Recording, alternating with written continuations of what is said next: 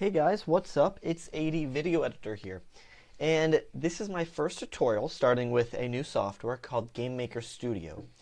So I assume you're here watching this because you want to make a game.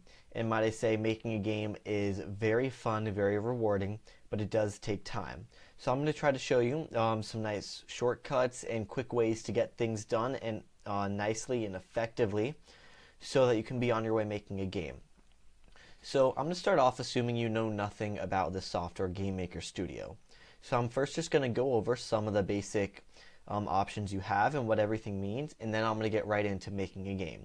And by the end of this video, you will know how to make a basic game of basically whatever you want. Okay, so first on the left-hand side, you see all these little folders with names on them. So the first one are sprites. And sprites are basically the images that make up your graphics. So like let's say in Mario, right? You have the character of Mario himself. That would be the sprite.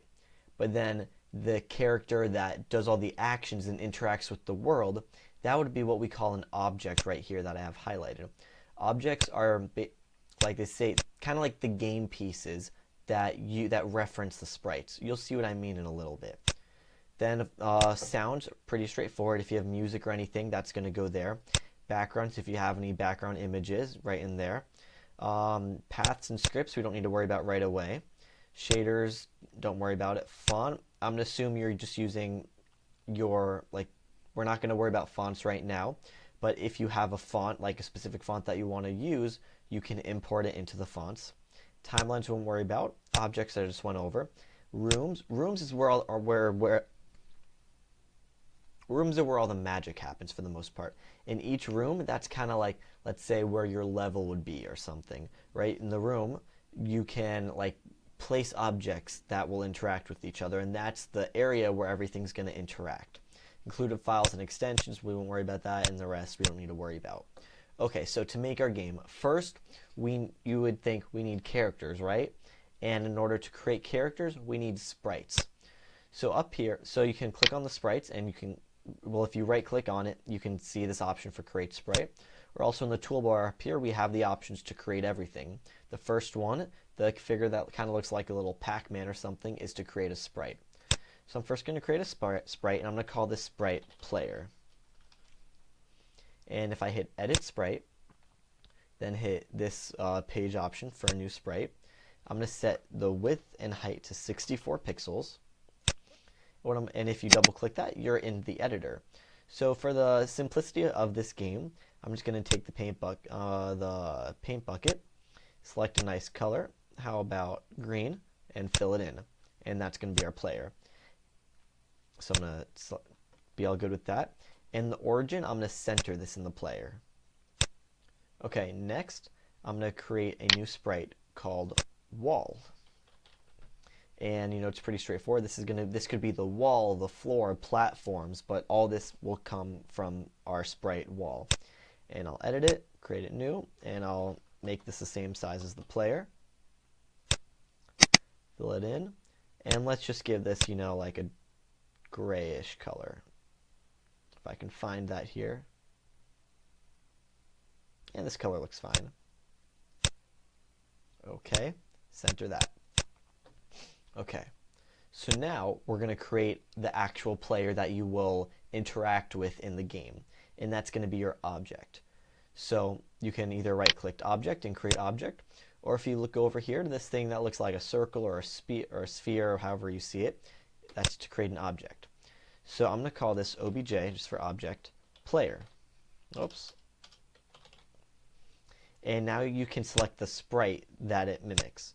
So I can have this be sprite player. And what this does is, let's say you need to change the sprite or something happens, you can change what your character looks like without having to change all the stuff that happens to it. Okay, so let's say the first thing we want with our player is movement. So if we click Add Event, you see we have all these options.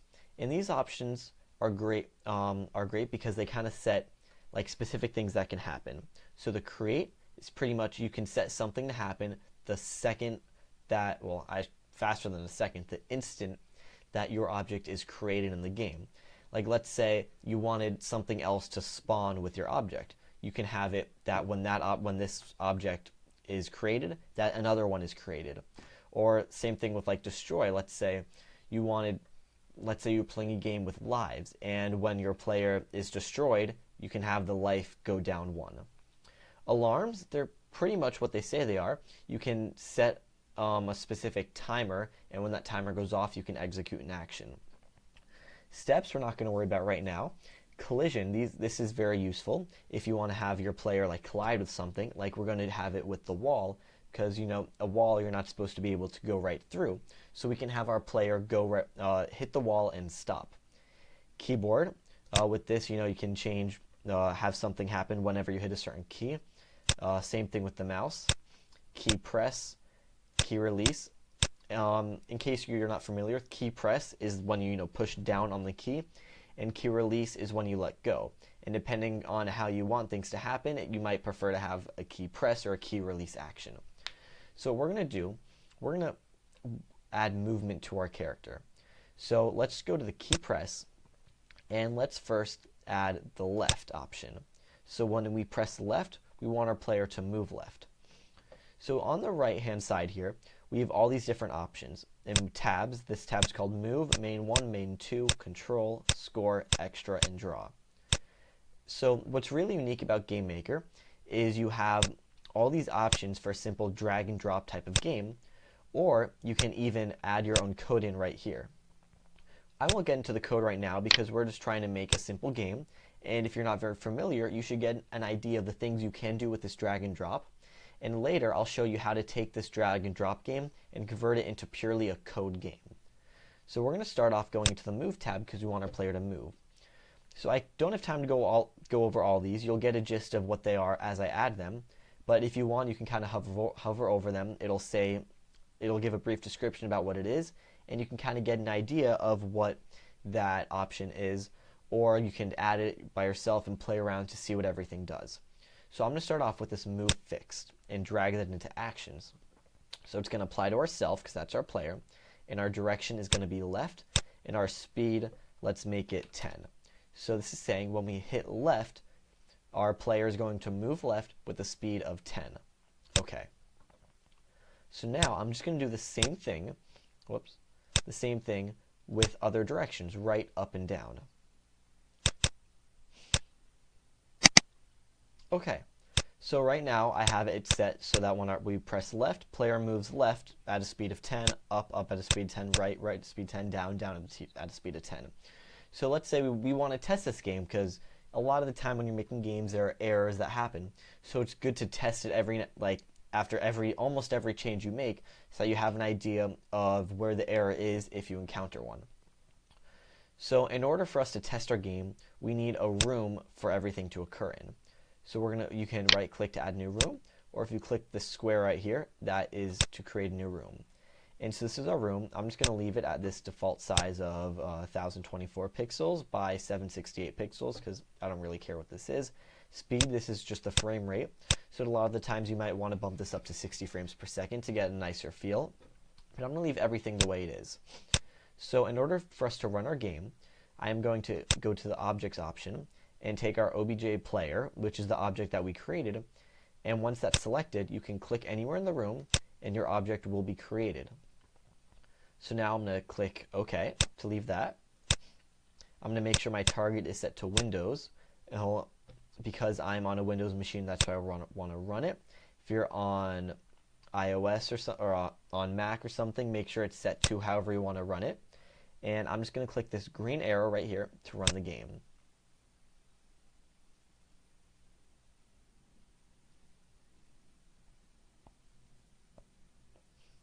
Okay, so the game is up and running. Now you'll notice here's our room, just a gray background, that's GameMaker's default, and there's our player in the center. So I'm going to go ahead and hit the left key, and there our player moves left. I hit right, moves right, up it moves up, down it moves down. So it looks like everything's working exactly as expected. But what if we wanted our player to stop?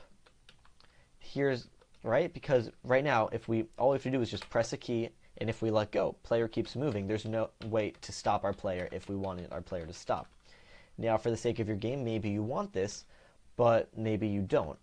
So right now, I'm going to exit out of this, go back to our OBJ player, and I'm going to add an event.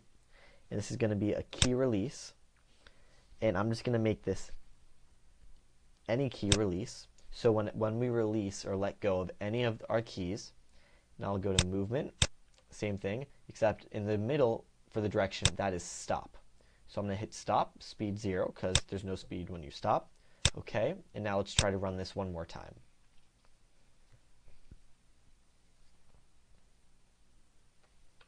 Now I'm going to move left and let go.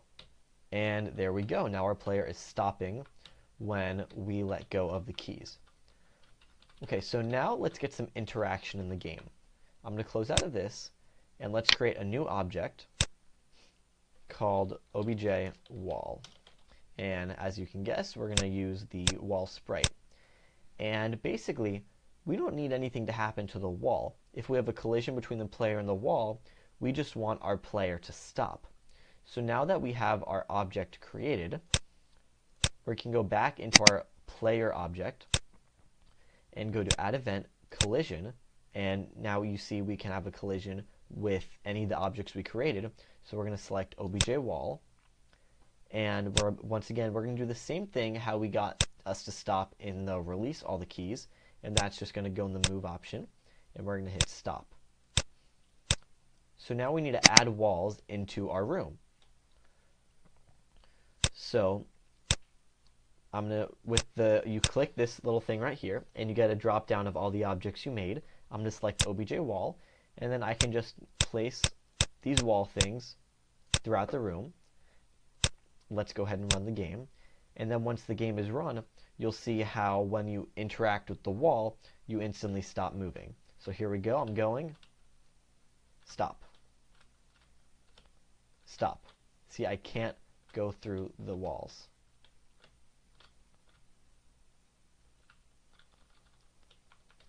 And so you notice right now it might be a little glitchy. Well, I won't say glitchy, but it's not exactly as you expected, because it's not very smooth when you run it. Because you see, like, if you're trying to change directions instantly from left to up or something, it kind of stops. And when you instantly hit the wall, it's not exactly a perfect collision. Now, these are all things that can be fixed with code, and maybe with some other very careful drag and drop options. But right now, I want you guys to take the stuff you learned and basically create however game you want. So this just should give you an idea of how to create sprites, how to create objects, how to create rooms, and then how to move around in rooms.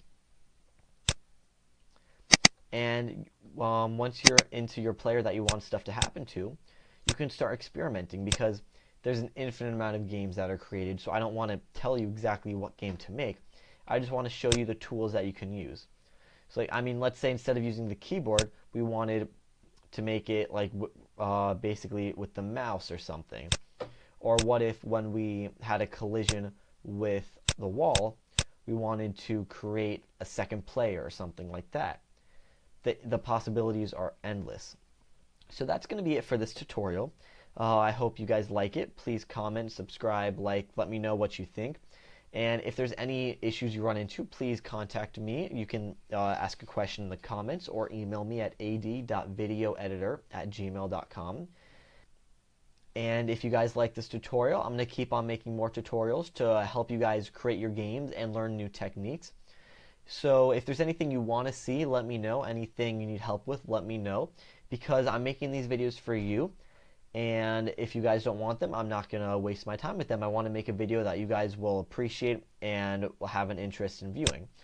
So once again, thanks for watching. And please feel free to go to the Google Play Store or the App Store and download this game that I created called Cubic Climb. Cubic Climb is a platform game with right now 100 levels, and it's very challenging. Let's see if you're able to beat all the levels. It's available on the Google Play Store and on the Apple App Store. And Cubic Climb was a game that I created purely in GameMaker Studio. So I mean, I made lots of graphics. There's a lot of code that goes into it. I didn't use the drag and drop options. I used the code because the code is more flexible. And this Cubic climb can just give you an idea of the things that are possible with GameMaker Studio. Alright guys, that's it. Thanks for watching. I'll see you next time.